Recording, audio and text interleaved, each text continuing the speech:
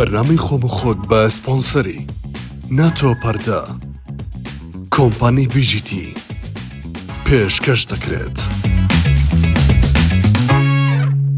سڵاوتانە بە خۆشەویستان، بە هیوام زۆر باش بن. ئەم جارە لاڵقەیەکی پرۆگرامی خۆم و خۆت میوانێکی تر چوون بۆ دەڤەری بادینان لەوێ میوانێکمان گوڵبژێر کردو هێنامانە هەولێر و بۆی پرۆگرامێکی تایبەتی لەگەڵ ئەنجام دەین. ئەم جار لەگەڵ خانمە ئەکتەر و سینەماکار کە ئەویش زۆزان.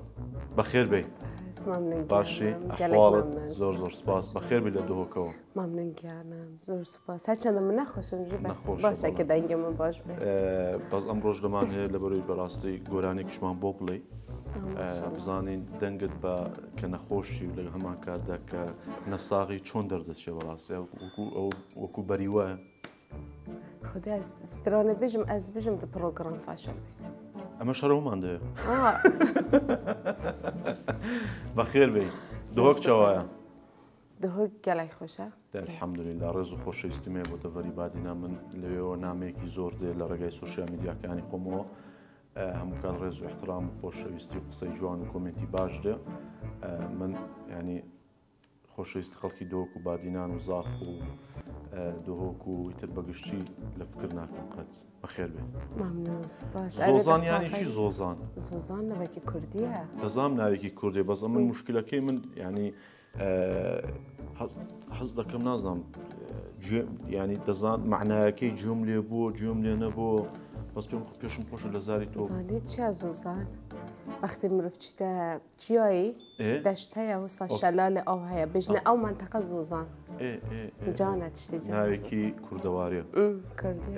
ئەمە ناوی نفوس شتەر زۆزانە؟ هەر زۆزانە. زۆزان باشە. دەزانی ستایلی پرۆگرام چۆنە؟ باشە زانم. چۆن بەدڵتە؟ بچینە. باش تۆژێک شێک بلو میوانانی کە کارکرد پەیوەندی پێوە کردی باش بوو، ینی تاقیکردنەوەیکی باش بوو، ینی یارمەتیدا هاوڕێکی بە موقیف بووی. زۆر باش بوو. ئێستا تەلەفۆن بۆ چێ دەکەی؟ ئەز عەول بۆ سیروانێکە. فەرموو کاک سیروان، تۆ هەموو کات باش بووی. زۆزان دەڵە باش بوو لەگەڵ من، پیاوی موقیف و ڕۆژی تنگانە بوو. بەس هەتکە من نابێت پرۆگرامی نەبیژیتنی نە. ئیشاڵڵا بڵێ نییە. شتێکی زۆر ئەمە پێم خۆشە بڵێن نییە. ئەکە بەزدە بکەم. بەڵێ خۆشەویستان، ئێستا زۆزان پەیوەندی بە سیروانی هاوڕێی دەکا کە ئەویش ئەکتەرە. بزانی سیروان بە موقیفە. یا ئەڵڵا یا ئەڵڵا 2000 دلار تا 2 سەعاتی تر. ئەمە 2 جەرس، ئەمە 3 جەرس. پارەی نەدا تۆ خۆت پارەکەی دەی بە من 50,000. تەمام. بەس ئەس بێژم ئەویت پرۆڤادا. پرۆڤی چی؟ پرۆڤەی شانە نییە. پرۆڤە و نازانم چی کابرت. تۆ هەڵت بژاردە 50,000 دادەمێ. بژەکە جواب نادا. وەڵڵا برا خۆش هاوڕێ. بەڵێ تەواو قەپاتکە. لەبەرەوەی کە سیروان جوابی نەدا 50,000مان بۆ دادنەی باشە. تۆ 50,000 زەرەر کرد. باش. ئەگە جوابی دایەوە پارەکەی دای ئەس نوکە بینم 50,000. ئەم ئیشی قەرز ناکەین. نوکە بدە. بەڵێ فەرموو. 50,000 دەتوانین بۆ شت کەم بکەینەوە بیکەینە 25,000. مساعدە نینە؟ معاملە نەخۆ. تەخفیف هەیە بەهۆ. 25,000 لەبەر بلاک فرایدێ. باشە. 25,000 من ئێستا ئیستیفادەم کردو بە هیوادارم ینی شحنی ئایفۆنی. وڵا شەحن ناو جانتای ئافرەتان معدە شحنی ئایفۆن، سۆرا و میکیاج، فڵچە، ئەم شتانە هەموو پێشدێنی شەدادەم کە چ تێدا 25 بەسە. ئەتەوە 25,000مان دێ. زۆر ماشەڵڵا زۆر ئەوەی تایبەتە. ئەم تازایی نادارێت توانێت سفرێکی ئەوەندە لووسە. دەست زۆر سپاس مەمنونم. خوا نەیبڕێ. ئەمە 25,000مان لێرەدانا. سیروان جوابی تۆی نەدا. ئەوە بوو ئەو هاوڕێی بوو کە زۆر مەتحەت دەکرد بەڵام فریهان نەکرد. داوای لەبوون دەکەم ببوورە. دەتوانین بلۆچی کە ئێستا سیروان. کەسی دووەم چییە؟ مەکیۆ کێ گوت بوو؟ خات و ژینە. بژینێکم یاڵ ئەربی لێ میکە. خۆ پێر نەگوتیە نا نزانێت ئێدەتەوە ژینە جواب نەداتەوە دەبێت 25 زایتیش ئەنی هەر ئیکۆ 25 ئەس خسارەتە مۆسا ئەگە جوابێ نەداوە من دەبێت 25 ئەگە جوابی داوە گوتی دەدەم 25 دەدەمێ هەڤە هەڤاڵێت منێت چکە شانست نییە زۆزان بێ شانس ئۆفیشال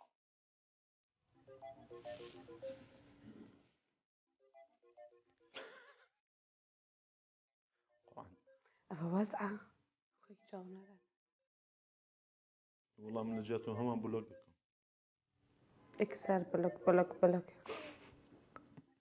سیروان ژینێ کەس مشکلەمە ئەس خسارەت من پارەی ئەوژی جاو نەدات بێ زەحمەت ئەگە تەلەفۆنیان کردەوە ئەگە دایانێ ئەو هیچ نێم پارەکردەوە بەس بێ زەحمەت 25 زایتریش دابنێ هەمە ئەس چۆنتە خۆ ئینم دەمە کوشە خۆدە پە جواب نادەن ئەس پشڕاستمە دەهمی وڵا هەر دەبێ وا بکەی بەڵێ زۆر سپاس بەڵێ خۆشەویستان خات و ژینێر جوابی نەداوە 25 زایتریش 50,000 مان قازانج کرد بەڕاستی دەستان زۆر سپاس ساڵی 2024 ساڵێکی زۆر بەبەرەکەتە بۆ من ئەجا خۆشە ئیجاب دەت بۆ من دەفتەرێکە بینیت ئەزە پتر پارەشتەواری نانە هەر ئەوەندە هەر 25,000 نەفەری 25,000 ئیشی تاکسی دەکەین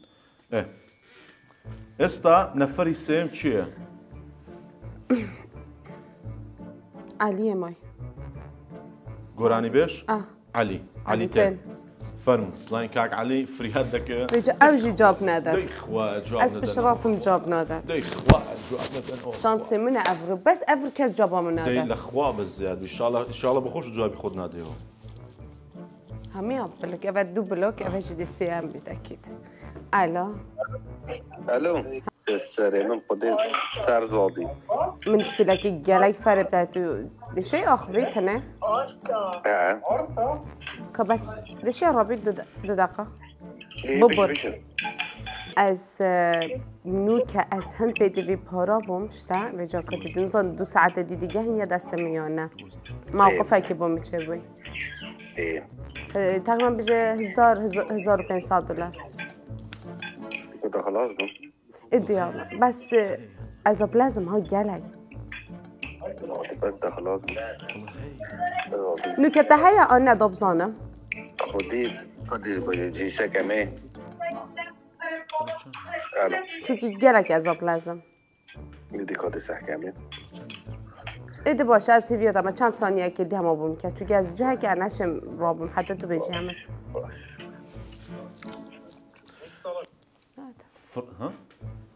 سرخانه نشه ئێستا ئەگە وای فای قەپات نەکرد بلۆچی نەکردی دیارم هیچ ایدی بلادی بکەین چند ثانیه که دیدی بکەین بزانین اوکی مەعیدەوی گرنگتە لە هاوڕێوی دیارە اكيد کاک عەلیش یەکێکە لەو گۆرانی بێژانی ستران بێژانی کە دەنگێکی خۆشی هەیە گۆرانێکی بەناوبانگی هەبوو مسیج نویسید خۆ بزانم مەسیجێکی بخوێنەوە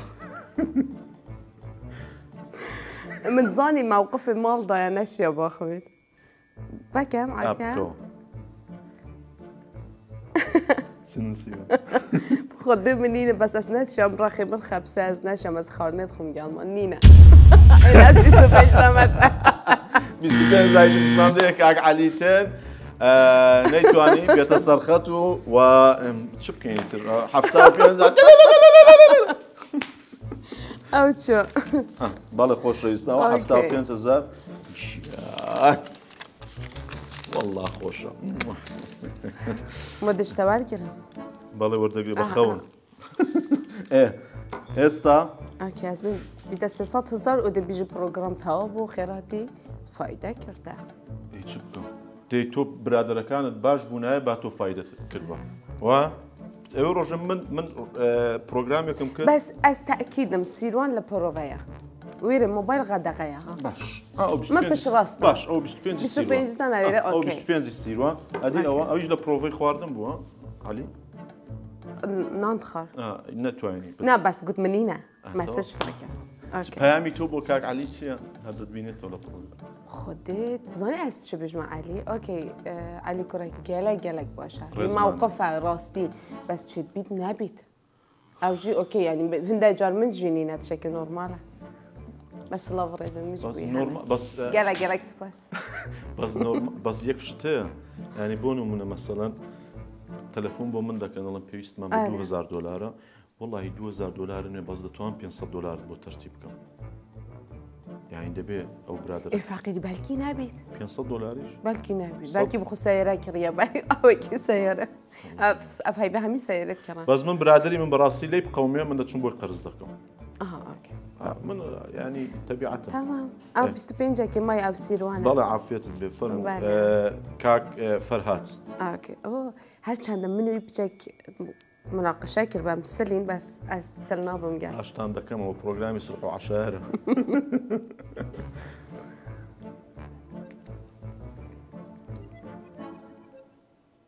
خوایە شافيتها ب 25,000 أنا ئەرێ وەڵڵا بس ألو هل كان داشت سلم بس كنينة بس فرهاد از كيف ما موقفها كي جلا تانك نوكا از دهاری دگم من از بش راز متى موقفها بس نوكا ها نوكا جابا كده من فرهاد از نوكا كيف ما موقفها كي از بتفي 2000 دلار ما بزرگ دوره چه خولی سرد از دین گرم اي تمام 1500 2000 جهه كي ما جلك موقف منه باشه ها از جدل بجمته قرآنم بردست نینم بعضی ساری بود فروشن حتی صبحی تزما ساعة جديد فيان سير بوم نفرش حتى صبايا صخربان من نكبد ساعة جديد فيان قرآن انا شفت پیدا کم سکمه یکی بخوش دین کم شد کدی کی داتا ما اگه ما بخو دف طب خوني نمونه بس دافيد بوم دين كي دافكي دين كي خودی دی سکمه یکی اگه داتا ما صاد يعني تدبو مسحكي نوكا ماجد قنجيل گلک کردی ادي ازمه منين تابم هكي تو صاد بش راسي تدبو ما اني داسي فيا تابم خودی انا ظالم صاد بس بدي خو محتاج کم یک دو اکا 15000 انا اوكي معقوله والله سوبر اسمع من خودی بجا اگه دستیرواندید بجی جیب خودی وکیل ما خود تلفنوی کرده تلفنوی کرد و امریکا انا واسه همیشه هندی نبود شراستی از محتاج من دک بارك ما بنلدف اره استمرت ها از چون بجمع پاره تبدا تمام بمسيرون عاديه عادية؟ بس نجي لكن او دو رقم نيفنا انا هاي كيما كير من هاي دور بشان بيظنم دهين نعم بدو ساعة جديد فيها خدت ساعات ديو داف مخو يعني شخصي المولو مثلا من خدي بيدون اوكي اگر سری کنی اگر هم خودی وکیلت و از اید مبخو كنا خد كنا بتابهلي ان شاء الله خودش ترازی بیت قربان بس بس لكن ها ناچه بیتو صدفه مثلا برای اینکه تو روجاس این موقف چه بود نو که از الجهه که بود موقفک چه بود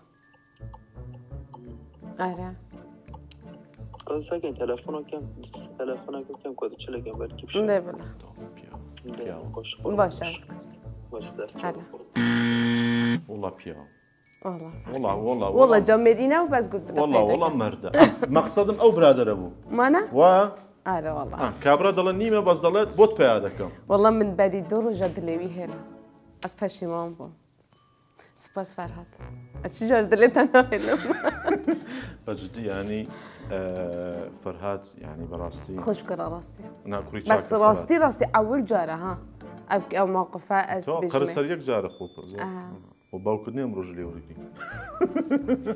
ايه سیروانه بومت کرد سیس الو باشی چتکه کی وای خود آب پرووا درکتم جگاره بکر سیروان هشت از سالن دف علینه بجا از چوم اربیل و مشوله که چه بای از پیتوی پارا ما گلای محتاج من که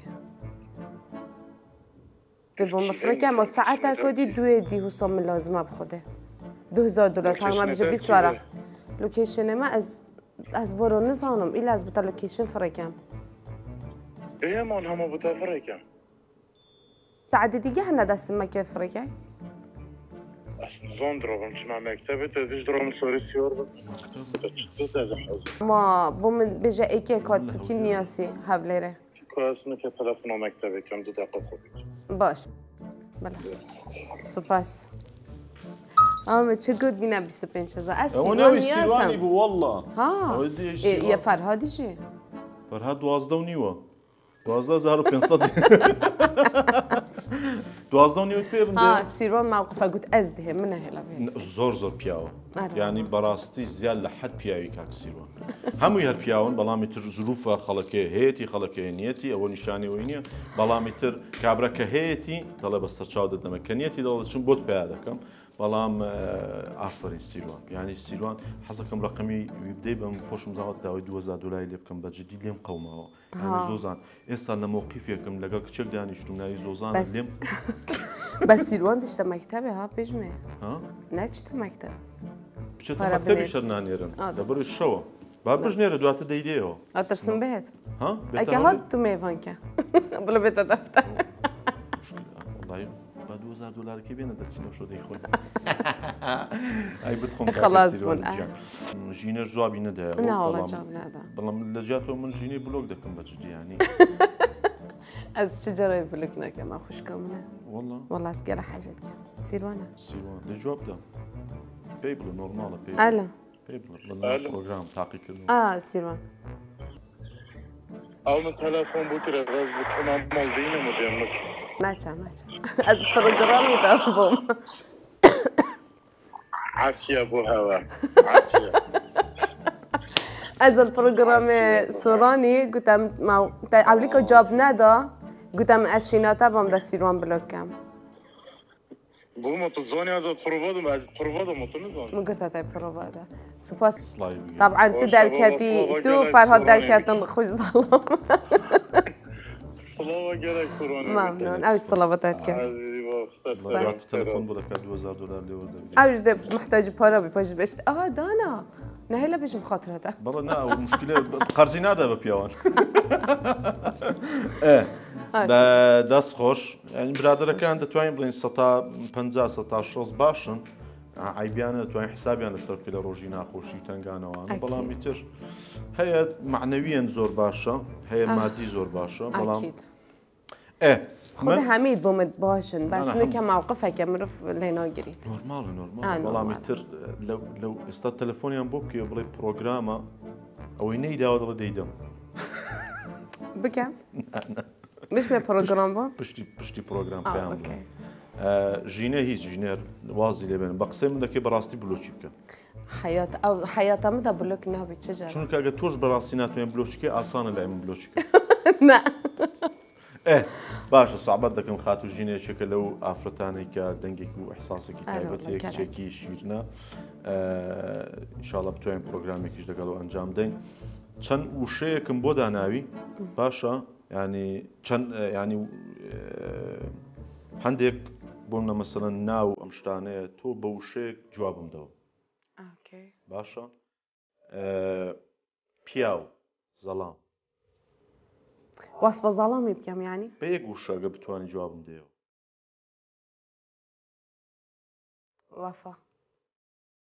وەفا دەف بیت وەفا باش خیانەت مرن عاشق دراو عاشق دراوە دەف باش عاشق بووی نە ئەی چۆن زین درۆ دراوە عاشق من ئیمان عاشق نینە ینی مباری نینە هیچ خۆشەویستی عاشق و خۆشەویستی جیاوازە جیاوازە حەجێکردن بێژم حەجێکردنە چ تش ئەن هەموو وەس بە حەجێکردنە پێم بدە گەلێک تش تێتەن حەجێکردن باش پارە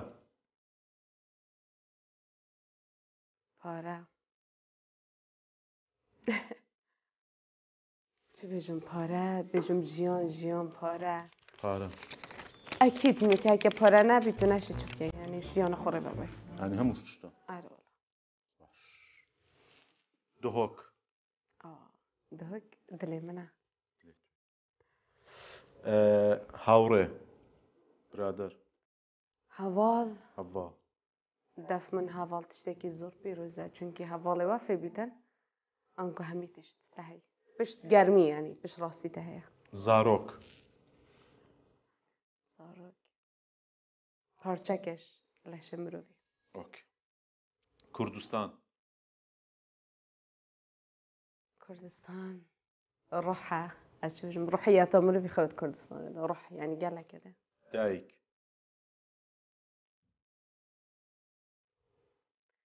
وصفنينا بدك ايش وصفنينا يعني ايش هموتش مسطرة باش دايك لجيا ماوە نعم ان شاء الله جێگا مەکانی باش بێ آمين ئەی بابەت بابجي من أما ان شاء الله جێگا مەکانیان باش بێ آمین. ئەمری ژیان بۆ ئێوە بەجێش بێ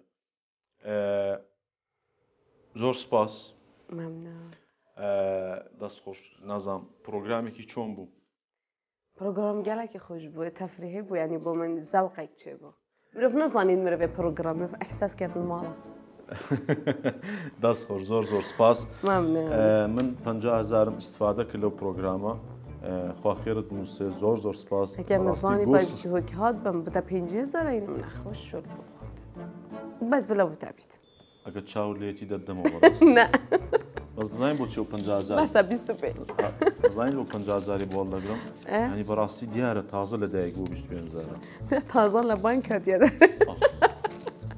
بۆنی دەستی کارمەندەکەی لێ دێ کە لەسەر جیازەکەی دانا دەست خۆش زۆر سپاس بە جدی ینی دەچم 3 کیلۆ گۆشتی مێ پێ دەکڕم تعافي كبير زۆر سپاس دەست خۆش سوحبەتم کرد ئەمە 50,000ەکە دەست خۆش بتایشی. ئەمەش تاقیکردنەوەیەک بوو لە لای تۆ گوتم گەلێک چاو لەو باشە. پارەیە یان نا چونکە بەڕاستی هەر سەیری ئەو مێزت دەکرد کەی دێتەوە لای محوەری تۆ ئەوە هاتەوە بەڕاستی نا اسمرفك مردم وڵات دیارە خد اسم والله زۆر ینی پرسیارم لەسەر تۆ کردو هەمووی هەر دەڵم باشە. ڕاستە ئافرەتە بەڵام دەماری پیاوانەی هەیە ممنون سپاس زۆر سپاس خۆشت ئینسانیش دیارە کە چۆنە تۆژێکێکی لەو ئافرەتانێکە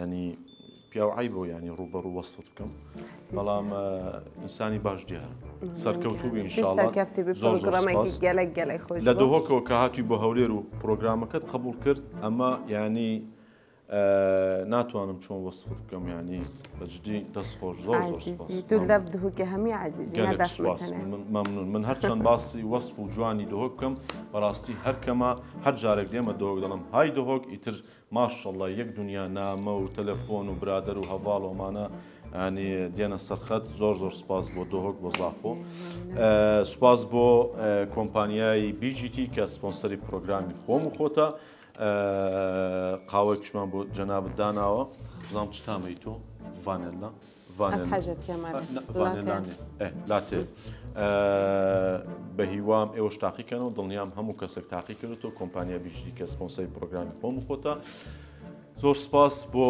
پەردەی ناتۆ کە ستۆدۆکەمانی جوانتر کردووە پێویستان بە پەردەیەکە بوو پێویستان بۆ بوو کە پەردەی ماڵەوەتان بگۆڕن سۆزان تۆش پێویست بە پەردە بوو لە ماڵێ ئەمە سپۆنسەری تۆیە قالك باش باشە ئەمەش دیاری ئێمە بۆ تۆ ممنون باشە سپاس كان زۆر سپاس بۆ ئاڤیار پرۆداکشن کە ئەرکی پرۆداکشن و تەسویر و مۆنتاژی ئەم پرۆگرامیان لە ئەستۆ گرتووە دەستان خۆش بێ هەر ساغ بن سەرکەوتوو بن سوپاس بۆ میوانی ئەمڕۆمان خات و زۆزان کە هات بۆ لای سۆران لە پرۆگرامی خۆم و خۆت و لە هەمان کاتدا زۆر سپاس بۆ مۆڵتی براند کە سپۆنسەری جلەکانی منە و دەستان خۆش بێ کوردستان هەر ئاوەدان و ئێوەش هەر شاد و بەختەوە